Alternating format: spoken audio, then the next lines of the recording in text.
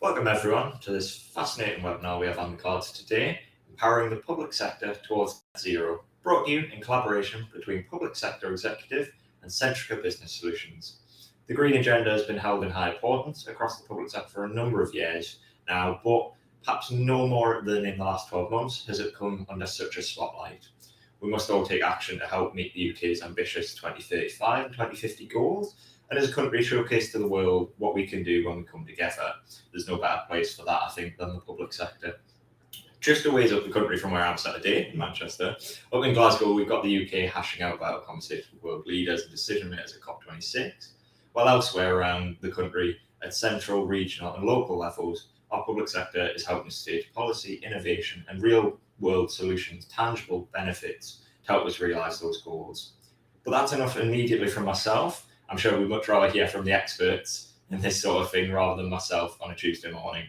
So I'm delighted to welcome to our virtual stage for today's webinar my guests, Jane Dennett-Thorpe, Deputy Director of Decarbonisation and Energy Transition at Ofgem, Brendan Aberdeen, the Net Zero Consultant at Centrica Business Solutions, and Andrew Donald, Business Development Manager for Public Sector at Centrica Business Solutions as well. Thank you all for joining me today. And Jane, I believe we're heading straight across to yourself first. To give us a bit of a feel for where the UK sits in terms of climate change currently, and then we'll have Brendan jump into the conversation and after that. Jane, I'll let you take it away. So thank you very much, and thank you for the opportunity to join you today. So I'm actually in Glasgow today, and I have been for the last week, where I think, as we know, we are in the middle of something pretty important here. So unfortunately, I actually can't see the slides that we're sharing, but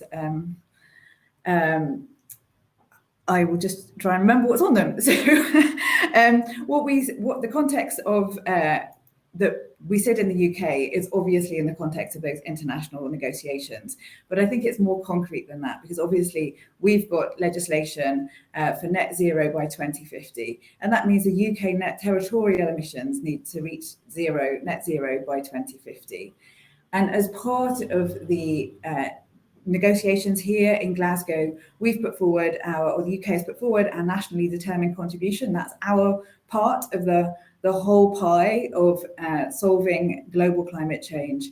And we've said that our contribution to that, which is going to be consistent with our 6 carbon budgets, which have been also put out into Parliament, is 68% compared to 1990 levels. That is pretty steep. And so I think we really need to be focusing here on action, and that's a lot of what we're hearing in Glasgow, is the need to move from ambition into plans. And I think where we are in the UK is both we have an ambitious target, and actually with the publication of the net zero strategy, the heat and building strategy, the hydrogen strategy, those plans really are starting to come into place. We've seen also the reaction from the Committee on Climate Change, which welcomed the net zero strategy from government, saying it put us in a better position than we'd ever been before. We really are leading, and of course what we're trying to do here, what all of the countries, the global negotiators are trying to do, is to ensure that we stay well below 2 degrees and to pursue efforts to remain below 1.5. So, and what we've seen is that those combined national contributions seem to be at the moment putting us on a path towards 1.8 degrees, which actually is pretty historic, because it is the first time that anything has come in under 2 degrees. But what we really need to do is to move forward into that next stage of making action really happen. So if we could have the next stage slide, please. I mean, I think the key things here are really that we're going to see a huge transition in the power sector. We've already been doing this. We've come off coal and gone on to renewables. But what we're going to see is a continued transition of that. And we're going to need to increase our electricity networks, increase our electricity system by a factor probably of around 2. And there's a government commitment to make our electricity sector close to net zero by 2035. That is a ginormous change over the next 15 years. But I think what's really going to start changing is that sort of end of pipe or end of wire decarbonisation will start to actually move into things that we know and see and recognise in our daily lives. That is the decarbonisation of transport, with a commitment to phase out internal combustion engine for personal transports by 2030, and into heating. So how we heat, cool our homes, buildings, that is going to become really the next part of the transition. So if we think about how does this matter to the public sector, I suppose the two really key things are one's around transport and how we are going to plan, enable and use our transport for part of that. And that's thinking about the public sector's own stock of its own fleets, its own buildings, thinking about how it can encourage that in the wider sector. And that's, I mean, depending on which part of the public sector this is, that might be, for example, local authorities planning for heat zones, or it might be engaging in public dialogue. Particularly, I think the decarbonisation of heat is going to be the biggest challenge that faces us, and we actually don't have that long. So one of the ways I think about how long we have is that the first offshore wind turbine was built in the UK in 1991. That's 30 years ago. We've got 30 years to undertake a transition in our transport and our heating, which is going to be far more challenging than a technological solution at the end of the wire. So obviously now the good news story is that offshore wind is seen to be the backbone of our electricity system, alongside, with a diverse low carbon sources. But it did take 30 years to get there. And I think, and we still don't have it all in place, but at least we know the direction of travel. The next 30 years, we need to bring people with us on this journey. And so, and also we look about the transport. Again, this is about the public sector's own fleets, and also the planning for the infrastructure and ensuring that infrastructure, where it is planned, maybe also considering how it is used in a wider sector. So, for example, I mean, this is not particularly public sector, but at least it's public transport. I went on a visit here to the biggest bus garage in Europe, and there they were going to transform this garage into being an entirely electric fleet, but also thinking about how this infrastructure could be used by other vehicles in the city. So, for example, that's the sort of innovative thinking that I think we can deal with.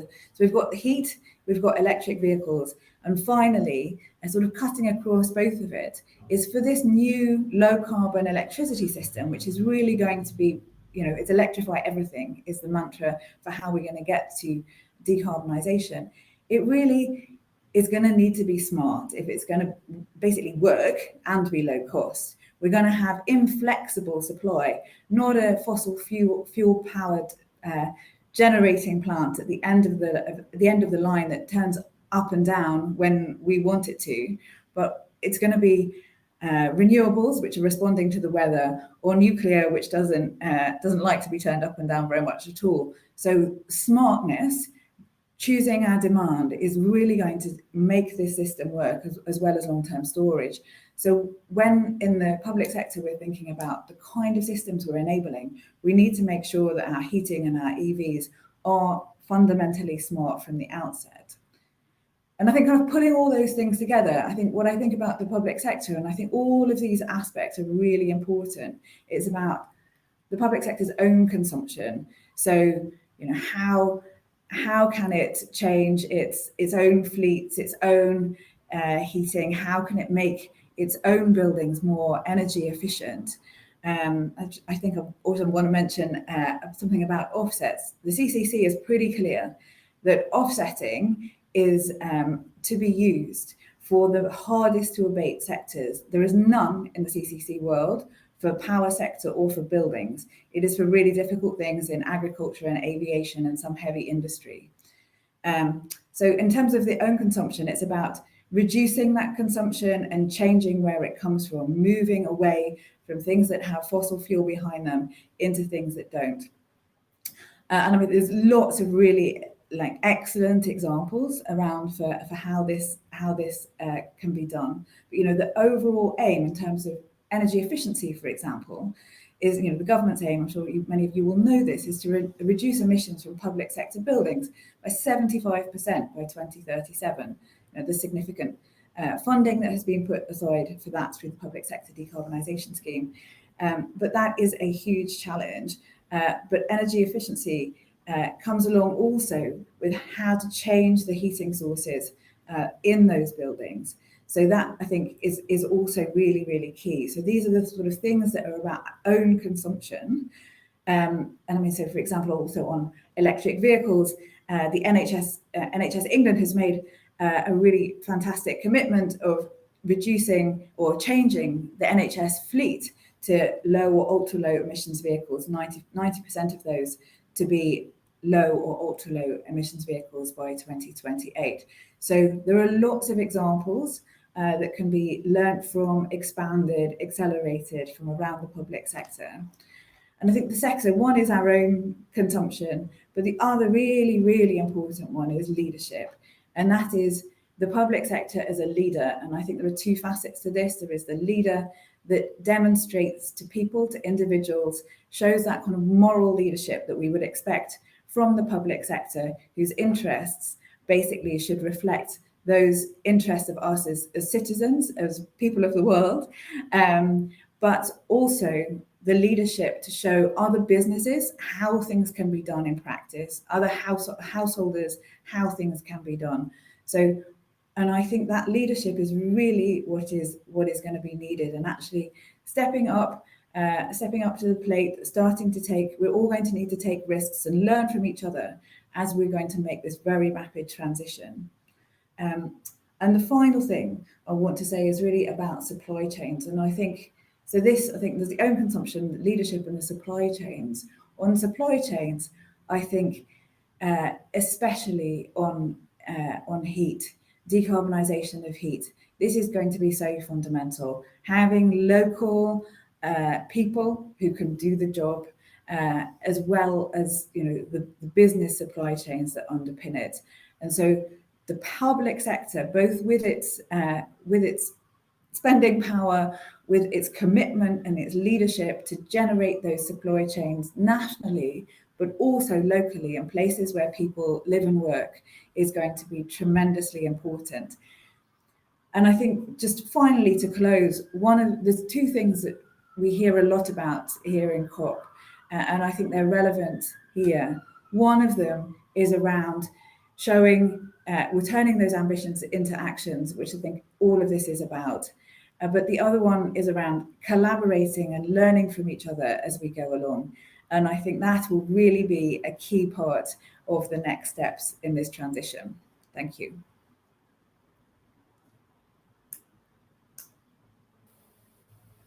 Wonderful. Thanks, Jane. I just wanted to pick up on something that you actually mentioned there about one of these key themes that we're seeing in COP, which is turning ambition or commitments into action. And we know that for scope 3, which is your wider value chain emissions, that can be quite difficult. And right now we're recommending that people tackle those by understanding them, seeing where the gaps are, getting a higher data integrity.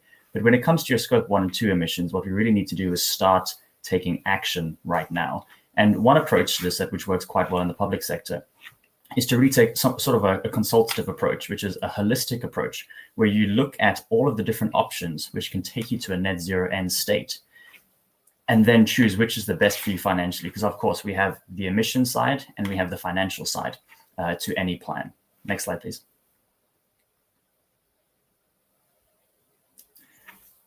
So let's break it down. We have net zero and we have science-based carbon reduction, which is what all of the decarbonisation targets in the UK are based upon.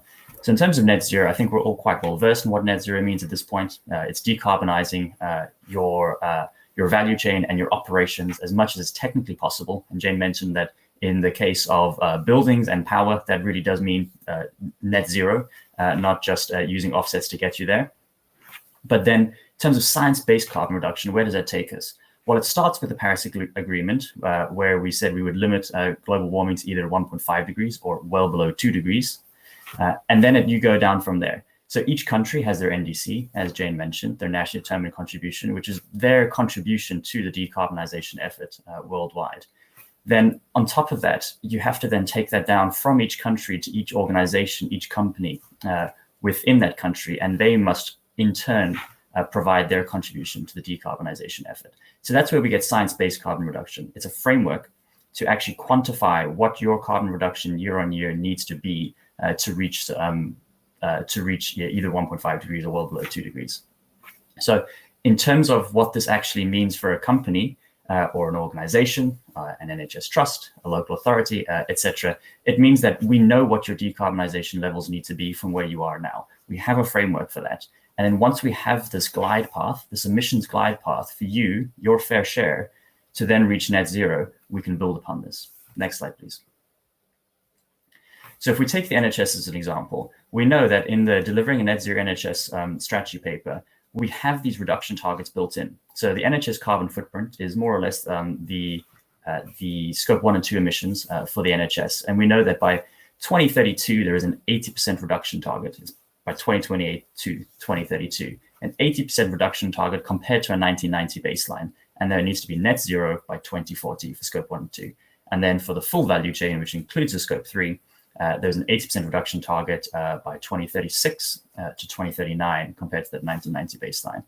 But what does this mean in practice? Well, if we see on the graph here, we know that the high level interventions that need to take place to achieve these targets. So we know that improving a hospital's estate, upgrading buildings, on-site renewable energy, we know what proportion it's estimated that this will contribute to decarbonization efforts. However, this is a very high level approach, the top-down approach. So it's really difficult for an individual trust or hospital in this case to see, okay, this is what we know is happening on a wider level. What does it actually mean for our site? So what you really want to do is you want to get some experts in who can understand both the energy and carbon implications of this and bridge the gap between those national strategies and the on-the-ground strategy, which will deliver decarbonization and net zero for you. Next slide, please. So obviously, it is a challenge to tackle these emissions, but the challenge of tackling climate change is actually now impacting all organizations, whether that be private or public sector. If we look in the public sector, we see a couple of key examples where, in some cases, universities, the higher education sector, will set a voluntary target of 43% reduction by 2020 compared to 2005 level. Most universities actually missed that target. We've already talked about the NHS targets, and we know that there are increasing efforts to limit the use of fossil fuels, and taxes could very well play a part in this, as well as the expansion of the UK ETS. So there is increasing regulatory pressure to make sure that decarbonization targets are hit so that everyone provides their fair share and their contribution to the national effort for decarbonization. Next slide, please. In the public sector, we know that the public sector decarbonization scheme has been a major driver in decarbonizing public estates. We're on phase 3 of the public sector decarbonization scheme now, which is working a little bit differently to the past, where 85% of the 2022-2023 budget will be allocated for single-year projects, but there will be some budget for projects which will start in 2023, 2024, and 2024, 2025. And this is to account for the fact that not all heating systems, for example, will reach their end of life this year. So it's an acknowledgement and an evolution of the public sector decarbonization scheme. What's important is to do the planning now so that when funding becomes available, you can really capitalize on it. Next slide, please. So in terms of how do you unlock your path to net zero for scopes 1, 2, and 3 with a science-based roadmap? Well, the first step is really you've got to understand the scope of your own challenge. That means baselining your emissions across your operations. And this doesn't just mean your emissions for scope 1, scope 2, and scope 3 are, although that is the first step. Beyond that, you actually need to know where in your estates those particular emissions lie, because just knowing what your scope 1 and 2 emissions are makes it really difficult for you to tackle them. You actually need to know how you're going to tackle them. And how you're going to tackle them is knowing that that natural gas boiler, for example, accounts for 20% of my emissions. What is the solution to that? And we'll come to that in the technology slide next. Once you really understand where they are, you can start building that roadmap using this methodology, which is quite common across the industry. And we use the plan, cut, convert, complete. So plan is the baselining, understanding, building your roadmap and strategy, and then cut is starting with your energy efficiency measures. Convert is converting your energy intensive and fossil fuel based assets. And then complete is finding that strategy at the end where if you have some impossible to decarbonize emissions, then you could offset. But that is only in some very rare circumstances. Next slide, please. So importantly, with the plan stage, you have to build your science-based carbon reduction plan. With a science-based carbon reduction plan, your next step, the energy efficiency measures, will be a lot easier to tackle because you know that an energy efficiency measure will save you energy. And if it's saving you energy, it's saving you emissions. And if it's saving you emissions, it's saving you money as well. So it's all in one. It's really, really powerful. And that's why we always start with cut. Next, moving on to convert, is putting in renewable energy on site, which is, as we saw in several slides above, is part of the NHS's strategy, is putting on-site renewables to increase generation on site. And then finally, some targeted complete measures, such as going for a high integrity corporate PPA, for example, for your electricity supply to guarantee that it's green in the near term. Next slide, please. So talking of the technology slide, here we are. So if we move beyond the stage 0, which was the plan stage or net zero consulting, we sort of analyze the business case of different pathways and different technology measures to actually reach your net zero end state solution. We then come on to your cut stage, which is energy efficiency. And nowadays, a lot of this is digital measures. So we know that in the past, putting in a variable speed drive, for example, on site would have saved you some energy. But as more and more sites become more technologically advanced, what we're now seeing is actually being able to track and monitor in real time is really powerful to be able to provide you insights as to where your energy use and emissions lie.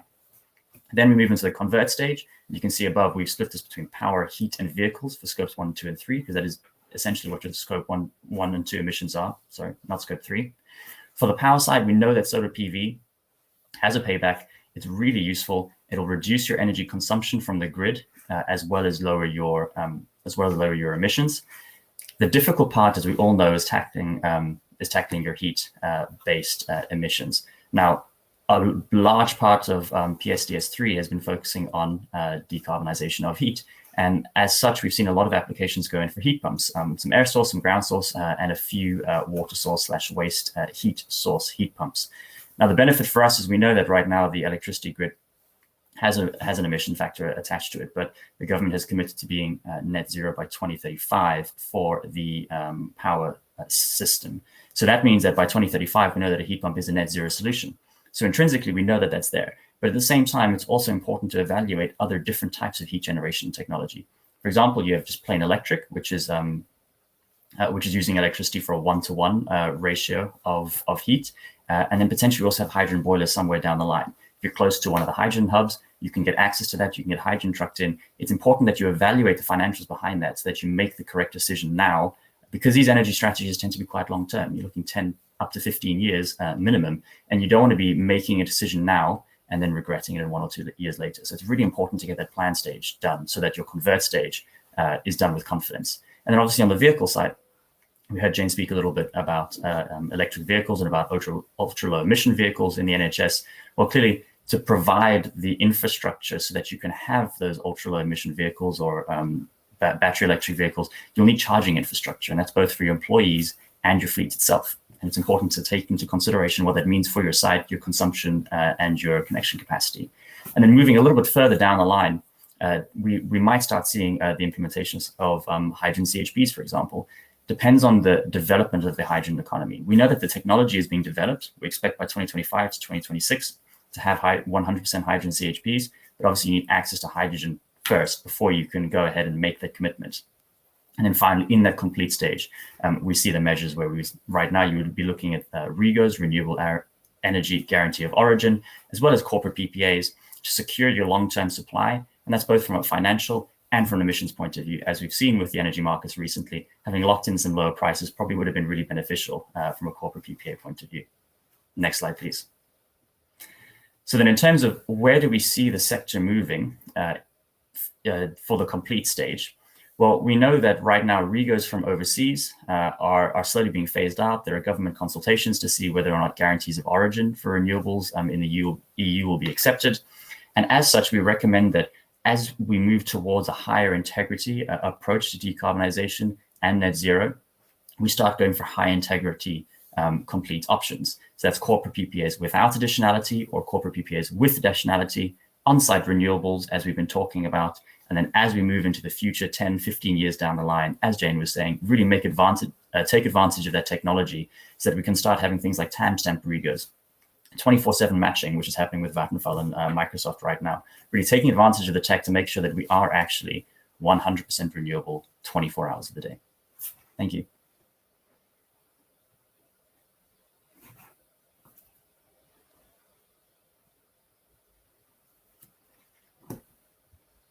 Okay, good morning, everyone. Thank you very much for taking the time out of your busy schedules to come along and listen to us three. It's much appreciated. And I just want to add a slight caveat to the parts I'm going to talk about very quickly. First of all, I always think you should say who is the person you're talking to. I've got a little bit of a background in manufacturing, telecom, sport, and energy, but I would say I'm a jack of all trades and master of none. What I do have is a background in public sector.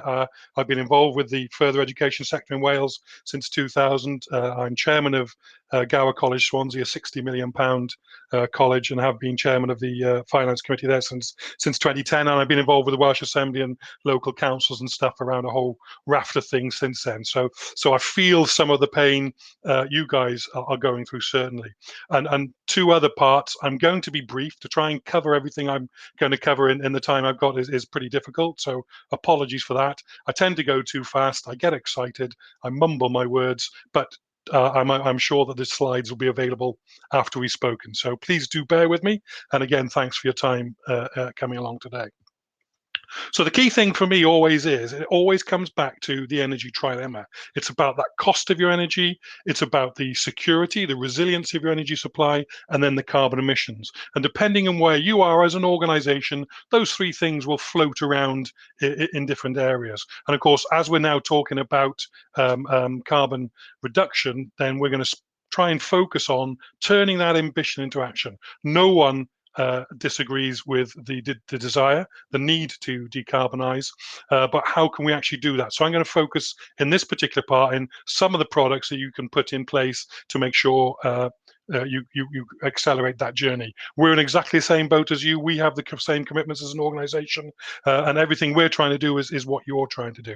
So what I'd like to do very quickly is just have a quick poll, just to ask whether or not you as an organization already have a net zero carbon strategy.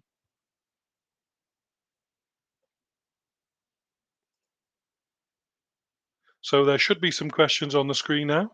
In rough things, yes, we've got one, and we know what we're doing about it, and we've got that in place. Yes, but how is that yet, or we yet to execute that plan as well? Yes, we've got a strategy, but no plan, or then to finish off that, no, in terms of we don't actually have a strategy in place just yet. And again, there's no wrong answer here in any way, shape, or form. What we're just trying to do is trying to get an idea and give you guys a feel in terms of where you are as an organization against where the rest of the public sector is sitting.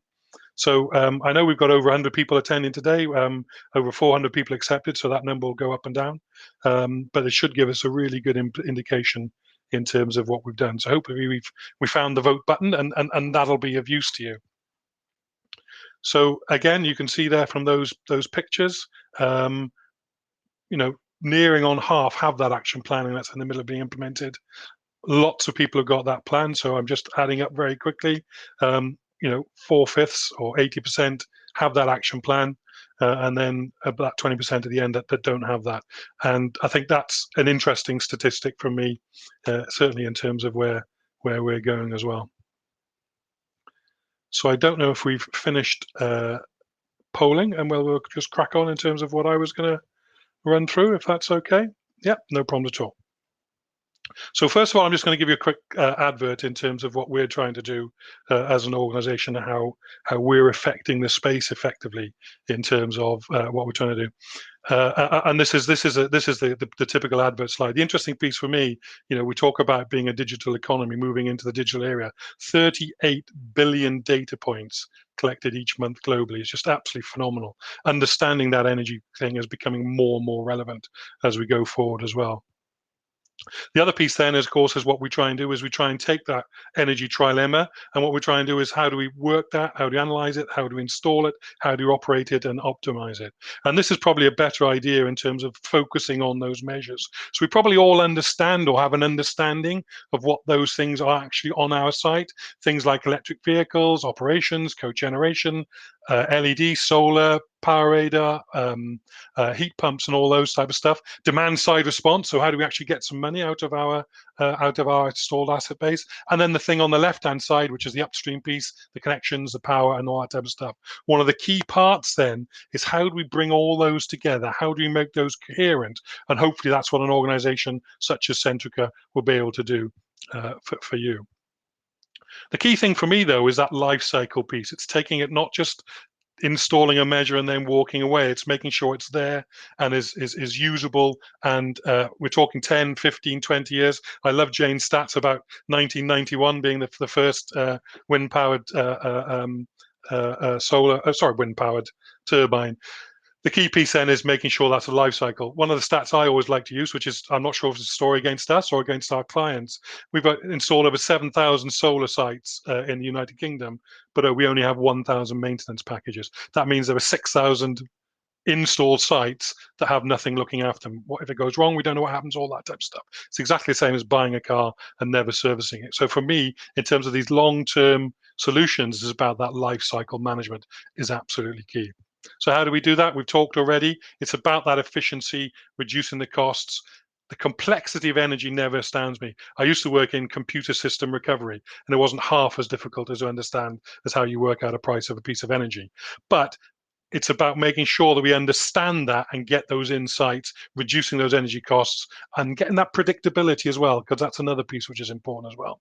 The other key then, which is one thing I always bang on about, some organizations we talk to talk about being mission critical. You are in the definition of mission critical. If you're in the public service, what you do has to happen all the time. The lights literally cannot go off, and we need to make sure that the continuity supply is that most important thing that goes through everything. And then of course everything we've talked about is that sustainable journey as well. But for me, part of it, and this is partly my finance hat coming on from the college, is it's that sustainability as well.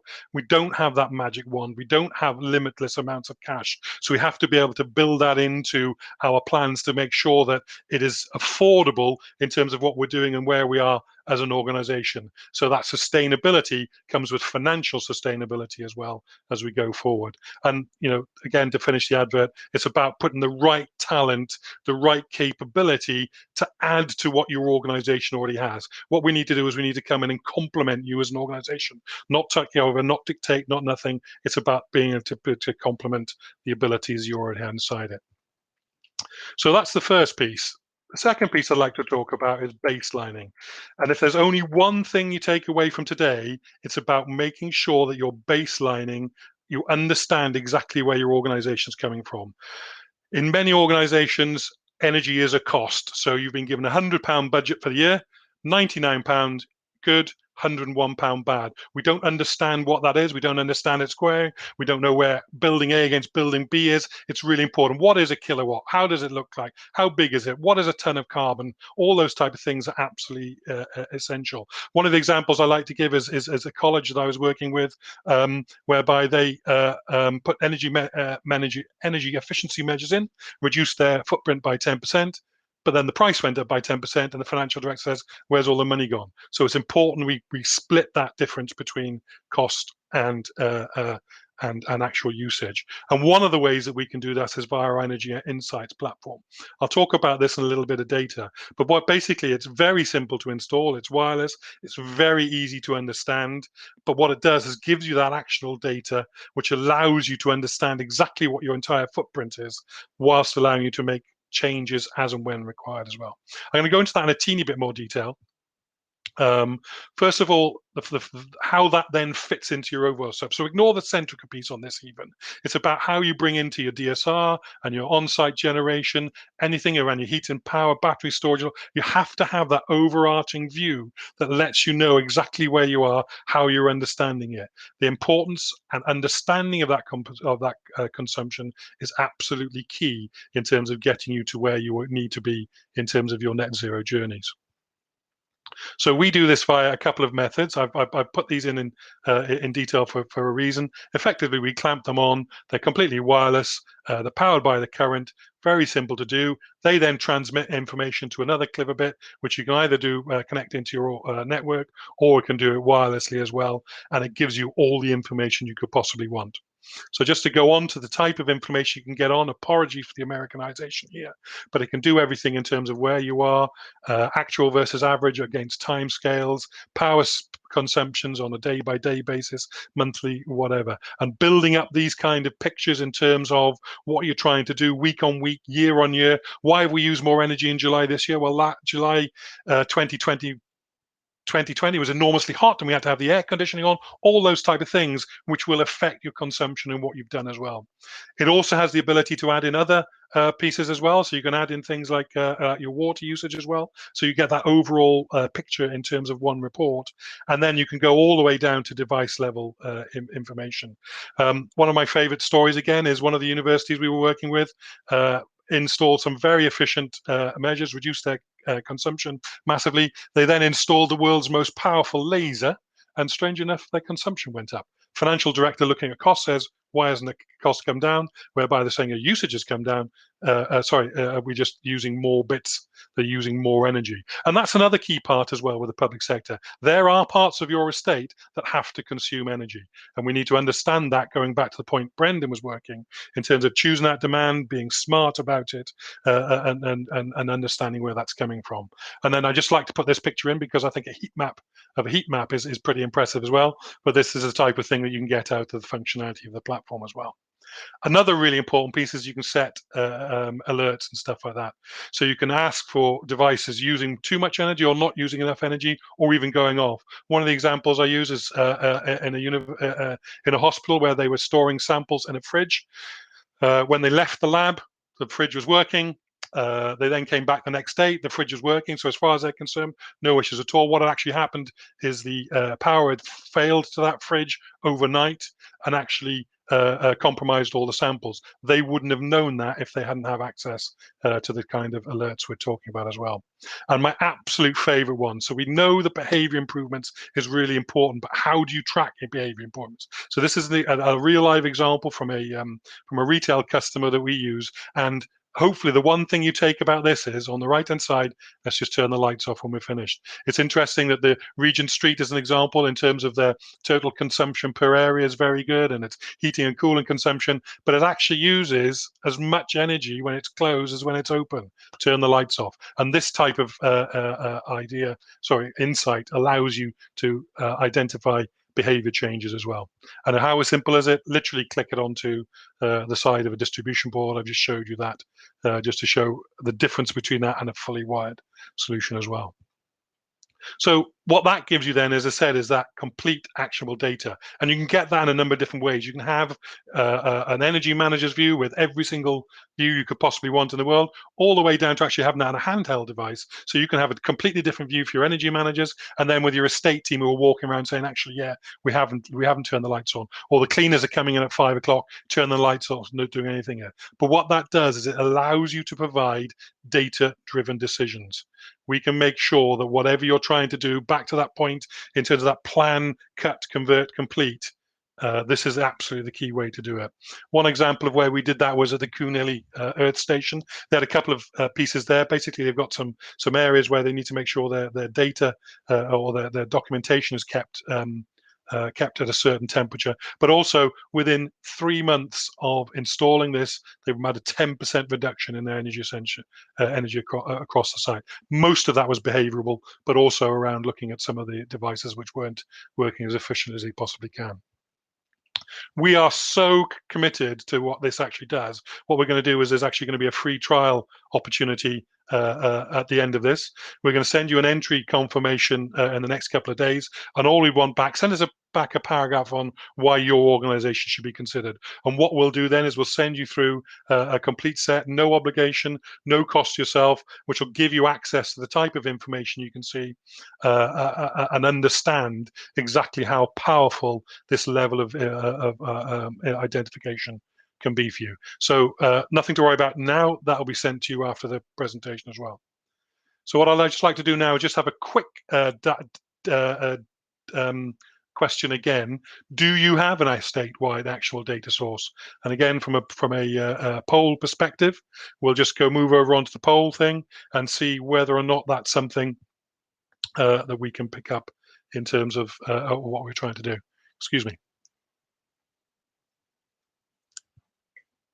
So again, we know certainly within NHS, we estimate sort of 7% of energy could be reduced in terms of behaviour. We hear those ad hoc conversations about the public sector air conditioning, where you've got the heating on and then you open the window. So understanding that and being able to do something about it is absolutely key. My sister works as a civil servant. They're opening their office from 7 to 7 at the moment. There's days when no one's going in, full system, and he goes in and she's literally undressing, she says metaphorically, as she walks in. So having that flexibility to understand what you're doing. So we need to have that visibility in terms of what we're trying to do. Hopefully that gives us a rough idea in terms of what we're doing. Again, we're looking at sort of nearly three-fifths of us not having that as statewide actual data source. And for me, and for you to be able to do that whole plan, cut, convert, complete piece, this is absolutely key. If you don't know where your emissions are, then how do you know what you can do to change them as well? All right, we'll pop back onto my ramblings then, if that's okay as well. Thank you again very much for everyone for that. Really appreciate you taking the time to vote and stuff like that as well. So the other piece then is what I'm just going to try and run through then is some of the on-site and off-site capabilities that we can look at in terms of investing in terms of state. So when we're going back into what Brendan was saying and saying, okay, what are the type of things that we can look at, to cut our emissions or convert emissions as well. So one of the things we've talked about is the decarbonisation of heat. As everyone knows, that's probably the biggest sticking block. How do we work that out? What does a district heat network look like? I'm saying, how do we get to electrification of a site overall? What's the civils behind that project? What's the project management? What's the site management? All those type of things are really difficult to do. And in fact, probably the most important part of this slide is the left-hand side about making that plan in terms of how we attract those things and what these type of things then actually become our methodology, going back to Brendan's point, of introducing those carbon-free, zero carbon technologies as well. So one of the other points, which is also important as well, is that optimization piece. Is how do we actually earn money from some of the assets we've got? I know sometimes this is not a popular thought in some of the public sector areas, but if we're trying to go back to that sustainability, the economic sustainable sensibility, then being able to earn revenue from that is pretty important. And we have a whole system in terms of that allows you to take any of your assets effectively, but heat pumps in this particular, and earn a revenue from them that perhaps you can then use to spend on some of the more difficult pieces that we're talking about in terms of zero carbon technologies as well. I think solar is a key part of that. I think everyone understands that and is a pretty well-known technology, but it's only one of those issues as well. And of course, the issue we have, as we always talk about it, is the fluctuations in terms of supply, and also then, which I'm sure many of you have come across, then is network constraints. How do we actually get a place where we can the grid will take some of the energy as well? We've got one of the other points which is interesting in the public sector is some of the complicated arrangements you have between organisations and providers. This is a classic example of a waste treatment work under the London Borough of Southwark, which was actually owned and operated by Veolia. So how do you try and bring those two organisations' thoughts and desires and internal resources together to put something together? And this is an example whereby we were able to put solar on a difficult installation, a slopey roof, but B, bringing together Veolia and Southwark, obviously, to make sure and do what was exactly the right thing to do as well. And then the other piece then is about back onto that intermittency of solar and wind. What batteries then bring, and hopefully most of you will have understood batteries or have an idea of what those batteries can do, is what that does is that takes away that intermittency of solar and wind.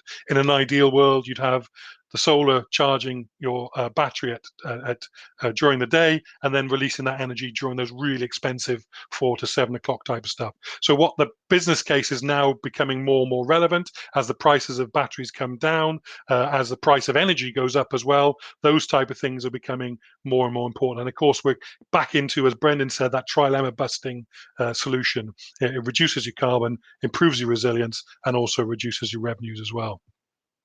So I've just gone into this in a slightly deeper distance as well. We're talking about engineer, procure, construct here as opposed to energy performance contracts. But the way you do that is a really key piece as well. And I think public sectors need to consider batteries for 4 reasons. It gives you that progress towards your net zero targets, really important. Flexibility in terms of using grid services, decarbonisation of the grid and all those type of stuff. That ability then to generate revenue for you as an organisation. So selling energy back to the grid, if that's an opportunity for you as well, that's a really effective way of making the business case as well, using the demand side response and the like, improving that resilience and protecting those essential services. Going back to my point, in terms of that trilemma, protecting your integrity of supply has to be and should be the #1 consideration in terms of most public sector organisations. And then, of course, that piece then we come back to in terms of minimising the energy costs as well. So we've done that with a couple of organisations. One of the ones which is up in Glasgow, which is a 10-year contract in terms of looking at various optimization services and effectively commercialising the battery in the environment of the council. So this is the largest commercial battery in stand, over 3 meg at the moment, which is built into a private wire system and helps us with all those type of things, reliability to the site and contributing to the decarbonisation of what they're trying to do as well. And then the other piece, which is quite interesting for me as I talk to people in the public sector, is what to do with public listing buildings. Always a real problem as well. And we actually installed a CHP unit in London County Hall, being completely aware of all those fantastic issues we have around trying to do things in some of the brilliant buildings that you've got as an organisation. CHP, for me, I still think that has a part to play. As we know, it's effectively a cash cow in terms of all these business cases as well. I think it's a vital cog in terms of business case understanding, but we're looking at those low NOx pieces. We know they're 20% hydrogen ready now, 40% next year, as Brendan said. By 2025, 100% hydrogen ready CHPs will be on the market. The issue will be is, are you in an area where you can actually get that that hydrogen mix? We think the gas supply mix will be about 20% mix by 26, 28. And again, that's the decarbonisation of the grid actually adding to your numbers as well. So that's an interesting piece to go forward as well. And of course, there's then that supply piece in terms of offering packages then that sort of look at your footprint from green gas, certified emissions, all those type of exciting things. So it's almost like greening of supply, and the type of things we've done with a whole range of organizations. This is one with the Catholic Church, where they've actually been doing green gas customers and fully green renewable. So in terms of that plan, cut, convert piece that Brendan was talking about, is making sure if you are consuming any of these items, that you make those as green as you possibly can as well. So the other one, and there's no way I'm going to be able to do power purchase agreements. This is probably a whole webinar in itself. But these, I think, are really key opportunities for the public sector in terms of linking generation with renewable assets and stuff. And what I've tried to do here is try and give you a rough idea in terms of the different types you can get that. The additionality one is a real popularity piece at the moment, whereby you create a brand new resource and use all of that energy, or sleeve it back into your supply.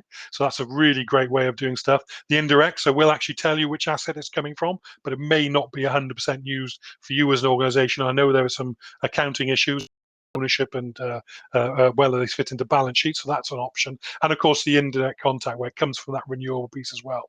So that's a really key piece, I think, in terms of organizations considering PPAs, looking at generating your energy to be used into a PP is an absolute key way in terms of reducing your carbon footprint and improving your energy efficiency. And going back into, I think, the point Brenda made very quickly earlier about, a fixed price for energy at the moment looks like a pretty good deal, certainly. So just on that note, we last 2 weeks ago set up a new organization called Centrica Energy Assets, and we're physically looking for sites to put into our pool effectively of generating assets. So we're looking for proper distributed energy sites, 650 meg of solar, 900 megawatts of storage by 2026. And the type of opportunity we'd be looking at this is whereby we would look at redundant pieces of land and then pay a revenue, as would other suppliers as well, just on that, in terms of pay a revenue to you as a public sector organization to get that. So a fantastic way in terms of decarbonising your estate, but also receiving energy again for some of those more difficult fabric measures that sometimes don't pass a simple payback business case as well. So genuinely a shout out for that. We're looking to partner now. We want to do that by 2026. We're talking about 2 years in terms of paperwork and planning. That's probably only about 2 years worth of opportunity. So if you have something you're thinking of, please do give us a shout afterwards as well. And then very quickly, then I'd like to finish on funding and procurement, which of course is a massive part of what the public sector has to do. So there's two parts to what I'm going to say now. If you have cash, this isn't massively relevant. So if you've got cash, if you've got available money, if you've got grant funding, if you've got zero funding, all that type of stuff, that's exactly the way to fund these type of things. We have expertise in helping with grant applications, SALIX, PSDS, all that type of stuff, and we would be happy to help you with that. But I'm just going to give you a couple of options in terms of how you can actually look at non-capital options for you as an organization if capital is one of those barriers to the market at the moment. And I'll do that via these 5 basic options. I'll whip through them quickly. Again, we'll keep you the slide afterwards. But the thing of discount energy purchase, where effectively you get a guaranteed rate for your energy, and typically that'll be in the region for about 30% less than what you're procuring from the grid. So that's a really simple way of getting reduced cost for your energy. Energy service agreement, which is slightly more complicated. It's for large multi-technology projects. We're kind of moving into the energy as a service type piece. So effectively what you do is you make a payment and then that guarantees you availability or a cost savings. And what happens is, in rough terms, the savings then go to fund the capital in the short term. And then once that payback period's done, then you get all the running, all the value from that as well. So again, a really simple and effective way of doing it. Power purchase agreements, I think we covered a minute ago, but a really good way to allow organizations who are looking to go solar, who are looking to use battery and those type of technologies, not having to use any of their capital and monetizing any unused space as a revenue stream, as it says. So flexible term agreement, again, this is another one for me. One of the things as a public sector organization, your estate is constantly changing. Normally the larger organization, the more that changes. I talk to people all the time. Well, actually, I don't know whether they're still going to be in building A in 3 years' time. I don't know whether they're going to be using site A in 5 years' time. We think we need to double the capacity of this place. So what this allows you to do effectively is look at a much shorter payback, typically between 3 or 5 years, again, giving you that saving benefit as well, but for those short times, and works really well on areas where you're not sure of what your sort of site is going to be as well. And then the last one then is an optional ownership agreement. Effectively, it's almost like one of those mortgage type agreements.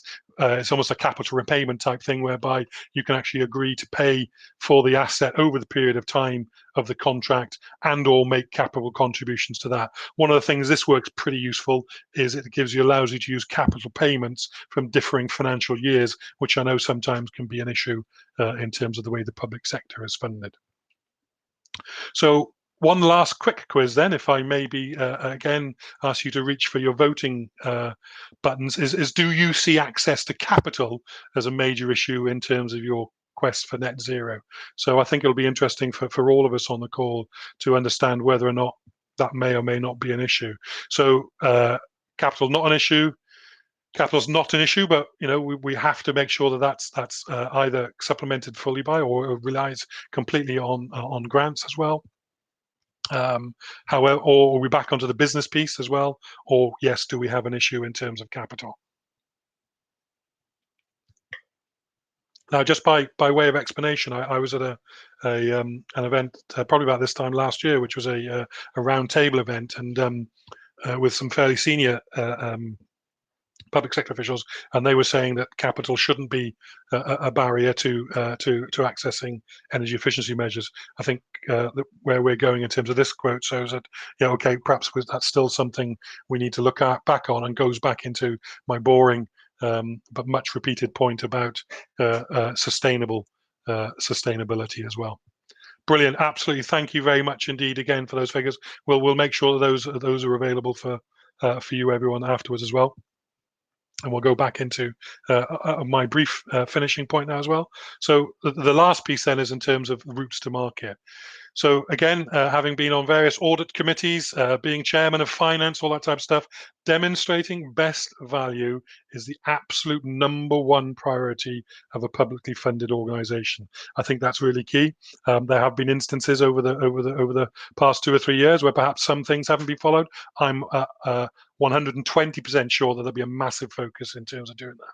And what we'd like to do, obviously, is not only ourselves, many other organisations, is we're involved in a lot of those frameworks. Frameworks can be a very easy, a very cost-effective way of bringing your requirements to the table. It's about bringing out a tender that is easily measured and understood, so you can compare and contrast responses. Whereby if you just went out and said to 6 different people, "How do I decarbonise the state?" you would get 6 completely different answers, and quite rightly so, because there's no way to skin a cat.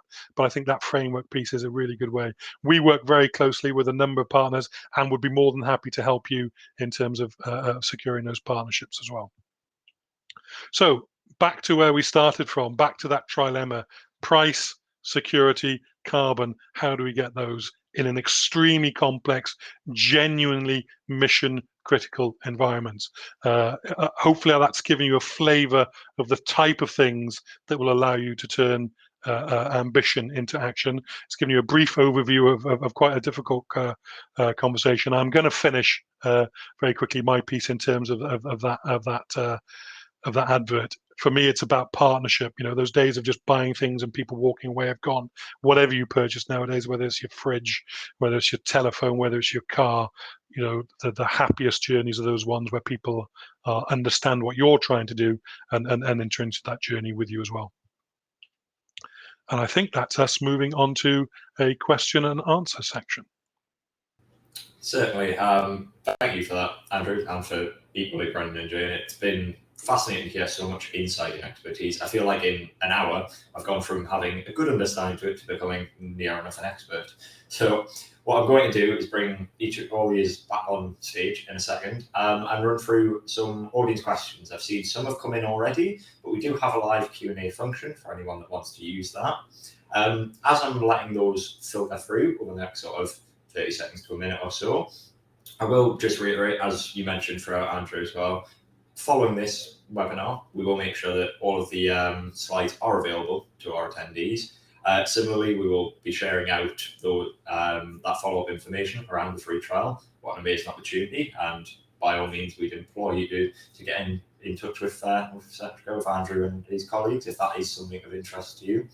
And equally, while I'll field some questions to our audience in a second, by all means, if there are ones that we don't get to, which I'm sure there will be, we'll make sure that they're all shared so that you still get the answers that matter.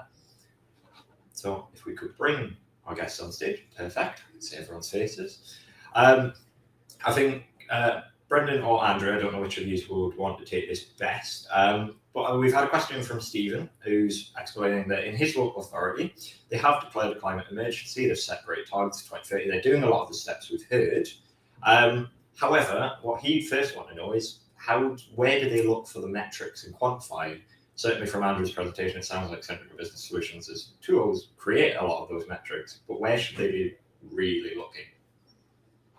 Yeah, I can take that one, at least to start with. So from a scope 1 and 2 point of view, it's not that difficult. the kind of systems that we have to track that information from your utility data as well as the fuel sources you use. So whether that be petrol in the car, etc.